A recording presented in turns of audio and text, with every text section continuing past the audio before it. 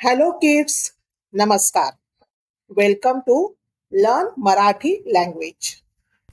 आज आपण 10वी मधला मराठी व्याकरणामधला शेवटचा धडा समास व त्याचे प्रकार शिकणार आहोत.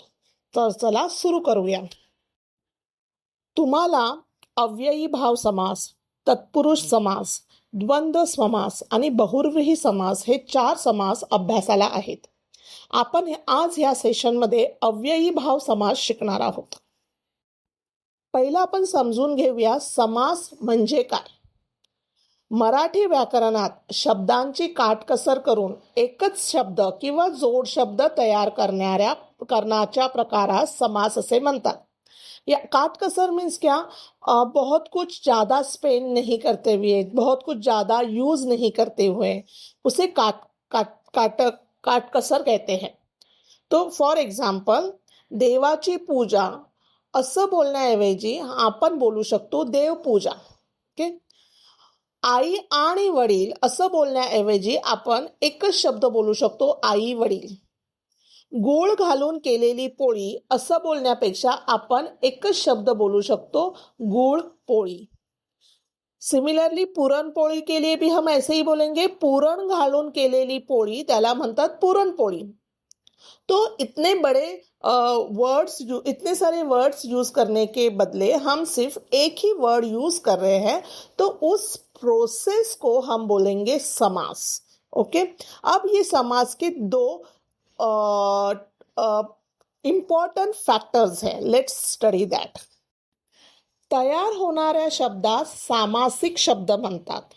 शब्दांची फोड करून दाखविण्यास विग्रह असे म्हणतात. फोड करणे मीन्स ब्रेक करणे. तो फॉर एग्जाम्पल, व्हेन आई से देवाची पूजा, उसका समास बनके मैंने एक शब्द बनाया देव पूजा, इसे बोलेंगे सामासिक शब्द. पर जो देवाची पूजा है वो है विग्रह. विग्रह मीन्स ब्रेक करके हमने दिखाया है. ओके. आई आणि वडील ये है विग्रह. आई वडील 1 वर्ड है, ये है सामासिक शब्द. गूळ घालून केलेली पोळी ये है विग्रह. किसका विग्रह है? सामासिक शब्द गूळ पोळी का विग्रह है. ओके. तो आपको ये डिफरेंस समझ में आ गया. व्हाट इज सामासिक शब्द? जो 1 वर्ड हमने बनाया है इंस्टेड ऑफ मेनी वर्ड्स. और जो मेनी वर्ड्स है जो हम ब्रेक करके दिखा रहे हैं उसे कहते हैं विग्रह.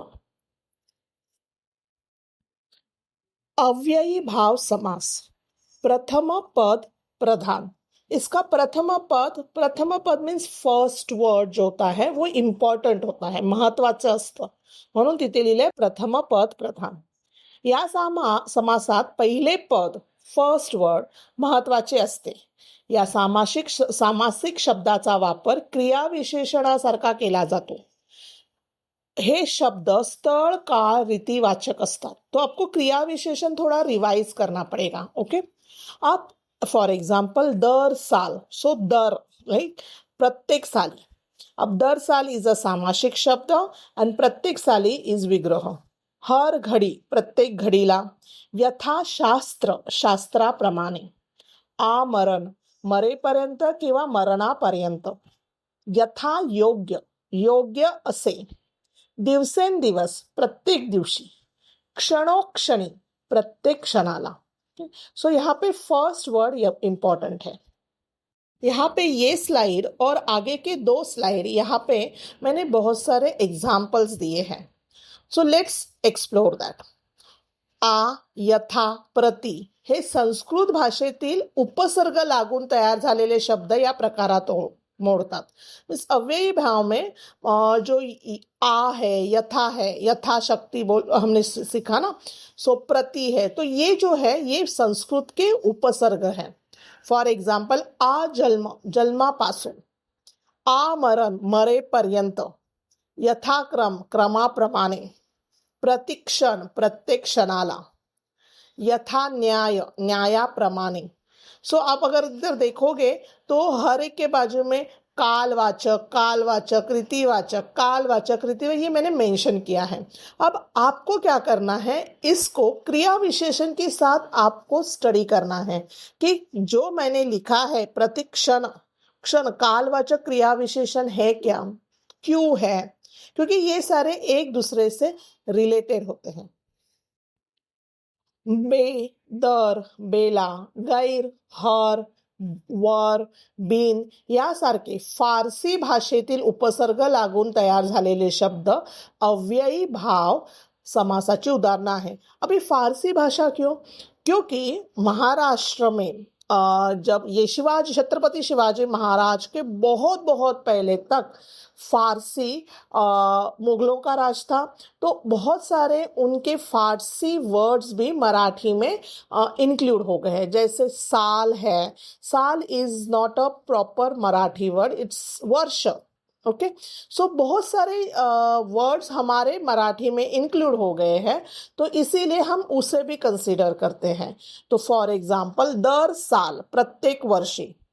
अब यहाँ पे और क्या आ सकता है? दर वर्षी। ओके, पर अभी दर साल it is so included in Marathi, so we don't feel like it has come from Farsi.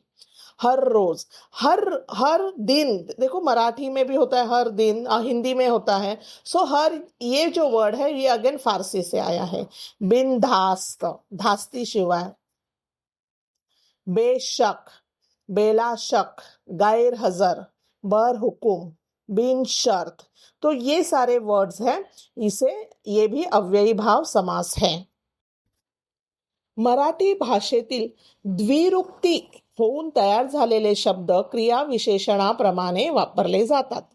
ही पण अव्ययी भाव समासाची उदाहरणे आहेत। द्विरुक्ती मीन्स वो रिपीट हो जाता है। तो घरोघरी, वारंवार, पानोपानी, गल्लोगल्ली, दिवसेंदिवस, जागोजागी, दारोदार। So can you hear that repetition? So इस टाइप के जो रिपीटेशंस होते हैं ये भी अव्ययी भाव समास के उदाहरण हैं। हेलो किड्स, नमस्कार। Welcome to learn Marathi language.